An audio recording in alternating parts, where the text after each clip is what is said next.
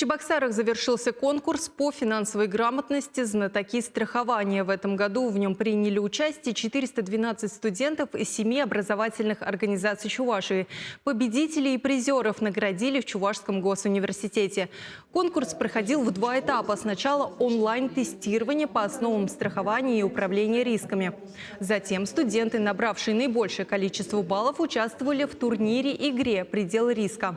Ребят разделили на команды, и каждому дали возможность проявить свои финансовые знания.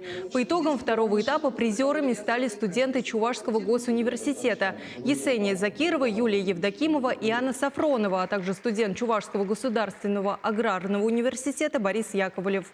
Награду победителя забрала Алена Кириленко, второкурсница ЧГУ. Она получила ноутбук и настольную игру «Предел риска», которая помогла ей выиграть конкурс по финграмотности.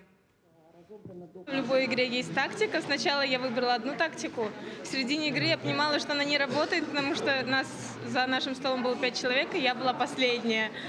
Я поменяла ее еще раз в середине игры.